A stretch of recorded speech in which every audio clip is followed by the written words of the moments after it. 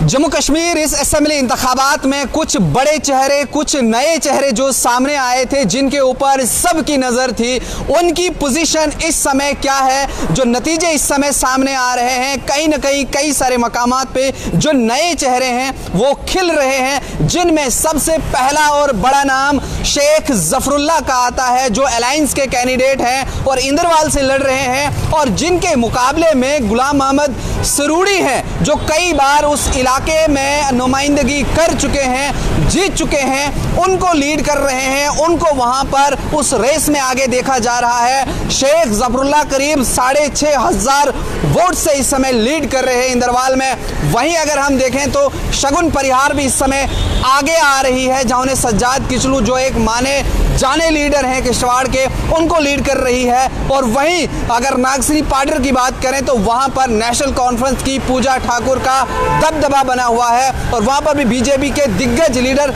सुनील शर्मा को वो पीछे छोड़ती हुई नजर आ रही है। शेख जफरुल्लाह के बाद अगर हम बात करें इल्तिजा मुफ्ती की, वहां पर भी नेशनल कॉन्फ्रेंस के जो लीडर हैं वो उन्हें टक्कर दे रहे हैं, और उन्हें डेब्यू किया था इस बार बिजबहरा से, लेकिन 3,000 वोटों से इस समय इल्तिजा मुफ्ती पीछे है, और वहां पर नेशनल कॉन्फ्रेंस का लीडर आगे नजर आ रहा है। और इसी के साथ तीसरा बड़ा नाम इरफान हफीज लोन का आ रहा है, जो वागुरा करीरी से लड़ रहे हैं, अलायंस के कैंडिडेट ये भी हैं। करीब 7,000 वोटों से इस समय लीड कर रहे हैं वहां पे वागुरा करीरी के अंदर। ये इससे पहले डीडीसी रह चुके हैं, लेकिन पहली बार उन्होंने किसी पार्टी का दामन थामा और अलायंस के कैंडिडेट ये उतारे गए। और इनके भी वहां जो मद्दे मुकाबिल हैं वो बशारत बुखारी हैं, एक बहुत बड़ा नाम है, 2 बार वहां पर MLA रह चुके हैं, और इस बार पीडीपी ने फिर उन्हें मैंडेट दिया। लेकिन यहाँ पर 7,000 की लीड इस समय इरफान हफीज लोन वागुरा करीरी से कर रहे हैं।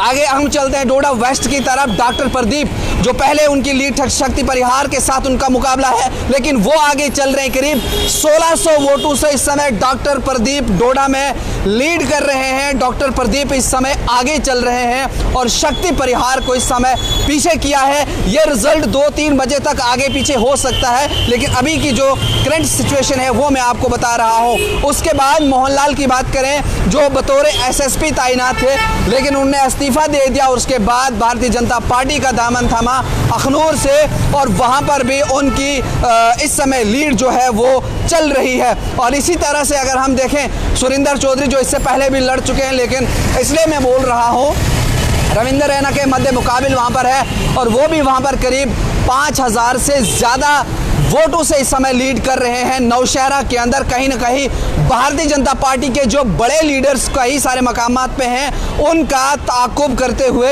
ये लोग आगे जा रहे हैं। एक बार फिर से मैं आपको बता दूं कुछ नए चेहरे, जिनमें इल्तिजा मुफ्ती है, या फिर डोडा की मैं बात करूं इस समय महराज मलिक, जिन्होंने बहुत ज़्यादा सुर्खियां बटोरी। महराज मलिक ने, आपने देखा होगा डोडा का स्पोर्ट्स स्टेडियम 17 तारीख को भर गया था। संजय सिंह इनके कैंपेन के लिए आए थे, और देखा यह गया था उतनी भीड़ प्रधानमंत्री नरेंद्र मोदी के जलसे में नहीं थी जितनी इस महराज मलिक के जलसे में लोगों की भीड़ थी। और इस समय उन्होंने डेमोक्रेटिक प्रोग्रेसिव आज़ाद पार्टी के लीडर अब्दुल मजीद वानी को पीछे किया है। कुछ ही वोटों से वो आगे चल रहे हैं, लेकिन कहीं ना कहीं जो नया चेहरा था, इससे पहले सियासत में नहीं थे लेकिन पहली बार लड़ रहे हैं, ये वो नाम है जो इस समय लीड कर रहे हैं। आपका क्या कुछ कहना है इन तमाम नए चेहरों के लिए, चाहे शेख जफरुल्लाह हो, शगुन परिहार हो, महराज मलिक हो, मोहनलाल हो, या फिर इल्तिजा मुफ्ती हो, या फिर जो मैंने आपके सामने डॉक्टर प्रदीप की बात की, या इरफान हफीज लोन की, इनके बारे में आपकी क्या कुछ राय है कमेंट सेक्शन में ज़रूर बताइए। जल्द जो अगले तीसरे राउंड का अपडेट होगा वो लेकर के आपकी खिदमत में हाजिर होंगे। तब तक के लिए देखते रहिए न्यूज़ इनसाइडर 24/7।